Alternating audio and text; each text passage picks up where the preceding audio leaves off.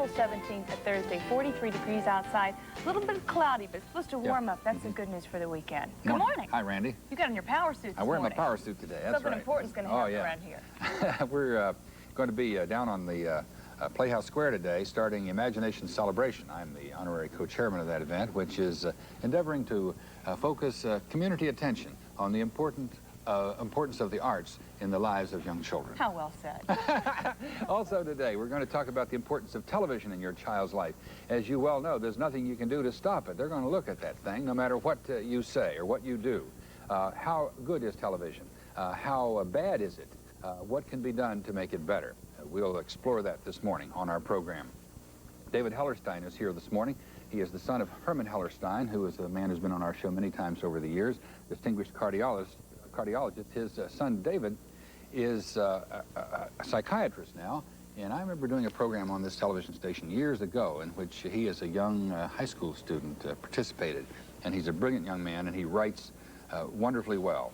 If he decides to put up his stethoscope, he can be a writer. He's here this morning. We will also meet Anson Williams from Happy Days, and we're going to meet a man who has written poetry from his Vietnam experience. His name is Steve Mason. He'll be here today. Also in the second hour of our program, Dave Coulier, C-O-U-L-I-E-R. He was with us at the Tangier, remember? Funny man. Funny man. He's here again this morning. He's in town for the Cleveland Comedy Club. And David Hellerstein was on this television station in a special that I produced. 1969 or 1970. You were a high school student at that time. That's right. And I recall it was an interview with Senator Saxby. Then Senator Saxby, now retired at Mechanicsburg, chewing tobacco still. And it's good to have you back. Thank you. Since you left here, since you were on that program here in this television station, your odyssey has been the odyssey of so many young people going into medicine. You went off to undergraduate school at Harvard, then you went to medical school at Stanford. At Stanford, on the other side of the country. Right. Then you came back east to become a psychiatrist. Right, in New York. In New York City, where you now live. That's right. The book that David Hellerstein has written is called Battles of Life and Death, the discoveries of a young doctor during his medical education. And the good news is that it is a wonderfully written book, and it gives us a lot of insights into what it's like. You're a psychiatrist now. How come you didn't go into hearts like your father? Well, I actually always thought that I was going to do that, and I got through medical school and began the clinical rotations in the second half of medical school, and I really was surprised to discover that I actually did not like cardiology as much as I expected and the other parts of internal medicine, and I really liked the psychiatry, the interpersonal parts of medicine much more. What Lewis Thomas has called the non-technologies of medicine seemed much more interesting than the technological side, which a lot of times I found very mechanical. Lewis Thomas is another physician who writes. Who's a writer, right. Relatively few physicians have been fine writers. Why is that, do you think?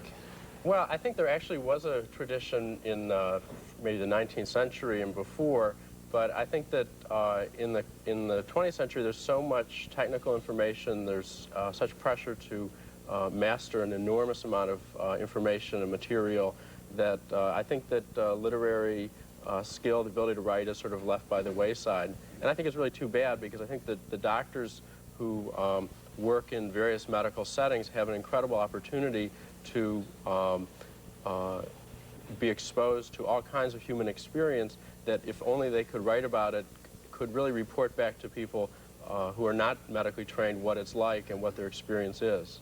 When you were a little boy, you write about how your dad asked if you wanted to go to the hospital. He was going to see an elderly woman who had had a heart attack and was going to die. And you went to the hospital with him, and you went to the hospital with him many, many times during your youth. And you saw people in extremis. What kind of a mark did it make on a boy at 11 to be in the room and your dad is saying, we've done everything that can be done here and this woman is going to die? Well, I think it had a very powerful effect. It made me quite aware of the power and strength of a physician and the opportunities that a doctor has. It also made me, I think, a better observer of what I saw later on in medical training, because I had a 20-year head start on my medical school classmates and said, well, wait a minute, this isn't what I remember things were like when I was, trailing around after my father. So it was constant exposure to life and death situations from the beginning of childhood, which I think made me feel more competent when the time actually came to take responsibility. How did your dad cope with the loss of patients, somebody that he had gotten to know who just could not be saved? I mean, there's a kind of a, yeah. you know, there's a kind of a callousness that you almost have to have in order to deal with those high-risk situations, especially your father's field. Yeah. And you know, people deal in trauma. Of course, with in your father's case, he gets a patient when the patient is just becoming ill, and he deals with that patient for a long time. And then to lose that patient means to sever a bond, howsoever big a wall you try to put up between yourself and that patient to avoid the hurt. Yeah, I think a lot of doctors, I agree, do put up a wall, and I think that to a certain degree it's necessary. I'd say the doctors that I've been most impressed with are those doctors who manage to make an emotional contact with a patient and not give up on the patient or not withdraw even if the patient is not going to do well. Yeah. The doctors who were both technically very good and also humanly really could be there for a patient. The doctors, I think, who really had the most trouble dealing with death and loss of a patient, and they couldn't really help a patient or family very much in those situations where someone was dying. And I think the patients would often, or families would often feel abandoned. So I think the doctor who really has it together has some internal way of dealing with the loss and can continue to be supportive and giving to the patient. Who were the great doctors that you studied with? I don't need to know names. I mean, what were they like? When you go on rounds and the guy's at the bedside and he's talking to you, you know, we used to think in terms of teaching material. But here's some person who's sick, and here come a whole bunch of kids, you know, they're 22 years old and they're looking at you, and he's pulling up the bed covers and everything. Who did that well, and what did he do to make that an experience that was not demeaning to the person lying on the bed? It's hard to pinpoint exactly what it is that people do, but there certainly are some people who just have better skills at doing that. And one doctor I've written about it, called Dr. Brown, was extremely skillful at doing that. He would manage to come into a room trailed by a dozen other medical students, doctors, interns, and would establish a one-to-one relationship with a patient and would really be able to set up a communication, and it would really be as though nobody else was there. And he was quite talented in terms of getting a history very quickly and getting all the pertinent information down, but he didn't really get bogged down in that. He would really have enough command that he could deal with the technical side fairly quickly and would really address with whatever the issue was that was bothering the patient at that moment. And I think that if there's a fault that a lot of doctors have in training at this point, it's that interpersonal ability is not stressed in training, and that a lot of times doctors really don't develop it very well.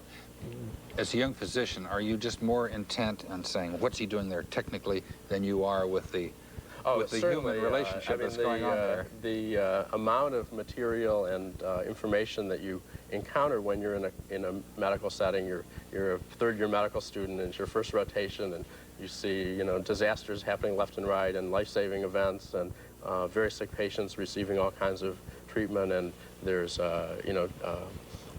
many different imaging procedures. There's ways of getting samples from every different orifice and part of the body, you know, and testing it and this and that. It was just this overwhelming flood of information, and I think that it's very hard for a medical student or a young doctor to put it all together and, you know, even to keep walking on rounds. There was a film made many years ago called Hospital, not the one where they killed the intern who took a nap on a gantry, but that's the one with George C. Scott. I'm talking about the documentary by Frederick Wiseman. Did you ever see that? No, I didn't. It's a great film. There's one sequence where the great doctor is walking along, gray hair and everything, and he's got his big white coat and it's flowing behind him, and here's the entourage of students, and he walks in to see this one guy who's a derelict of some kind, and he's talking about the cancer that this guy has, very far advanced, and all these students are around, and then they start to go, and all the students go out, and the old man, the doctor, he starts to go out, and he turns around, he comes back, and he pulls the covers back up on the guy, and he pats him, touches him with both hands and pats him. And he goes out, and it was caught by this unobtrusive camera of Frederick Wiseman's. I thought that was an episode that got at some of the things that you touch on in this book, that the humanity of it all?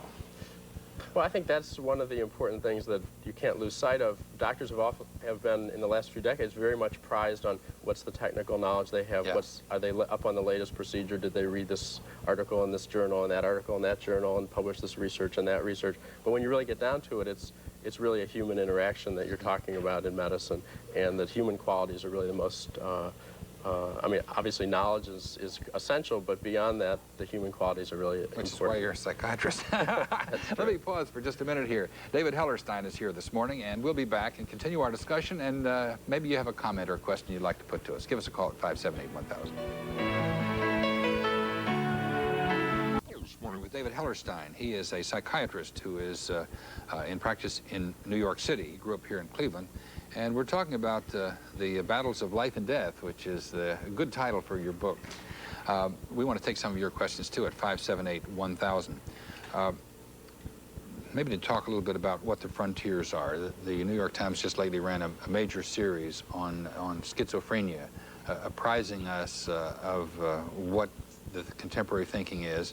And nowadays, of course, living in big cities, we encounter people who have schizophrenia much more frequently. They used to be sequestered. They were out of sight. They were in institutions, someplace being warehoused. Now they're out on the streets, and they're not under supervision, and so therefore they're not taking medication, and we see episodes and so on. But what are the chances of moving toward ultimately some kind of real control of that awful problem? Well, I think that you know, it's an extremely difficult problem. The people who do research in the area of schizophrenia will tell you that the more they do research, the more complicated of a problem it seems to be. I do touch in my book on a couple of patients who are schizophrenics, who are wandering around in the community. One of my essays, for instance, called Beds, I talk about a very psychotic young man who had come up from the South and came into our emergency room, one of the hospitals that I worked at, and the dilemma of trying to do something with him because of exactly the issues that you're talking about. He would not want to take his medication.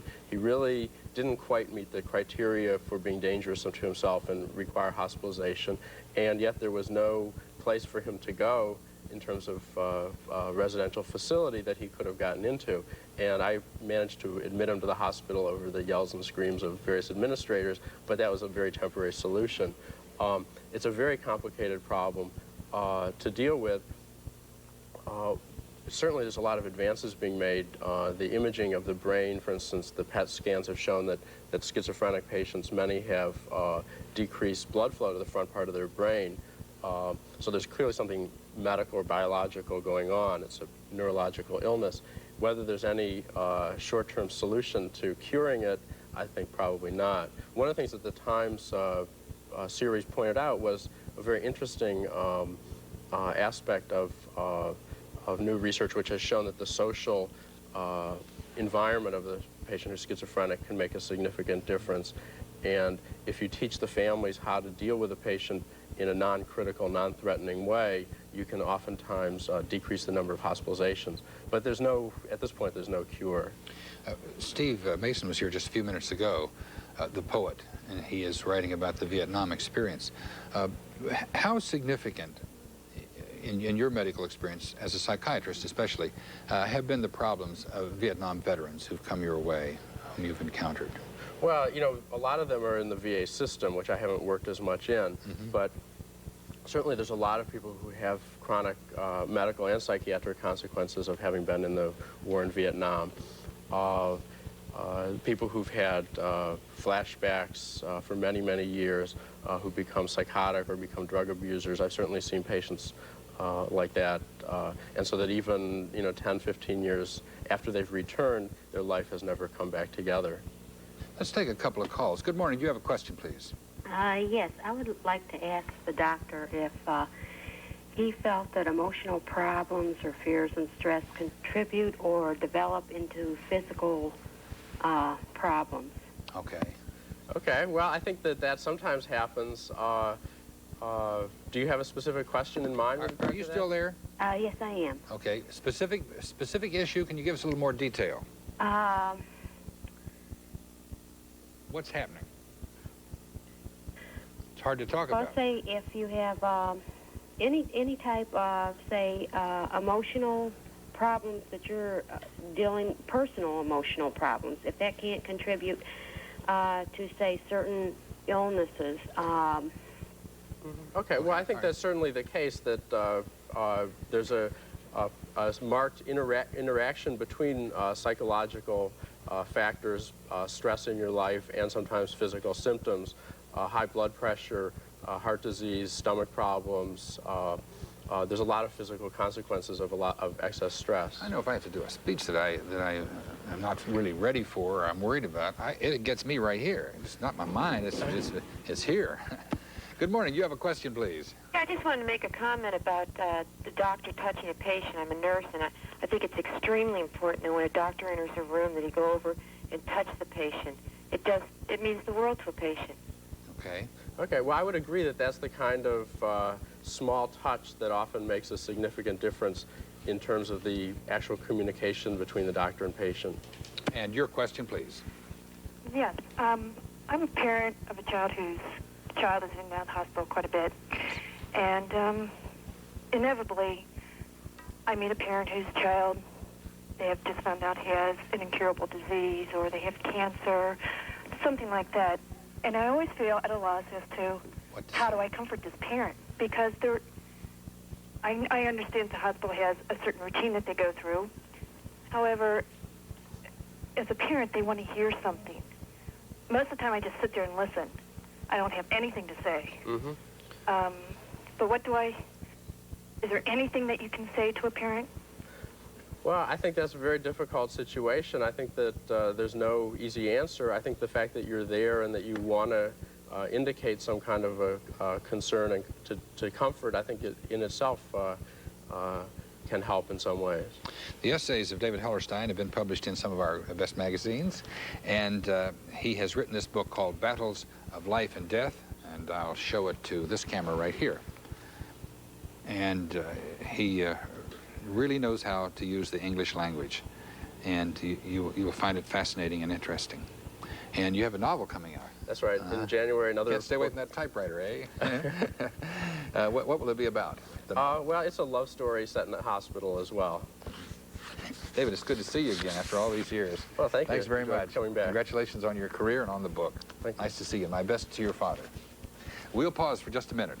And when we come back, David Coulier, who is one of the funniest men around, will be with us.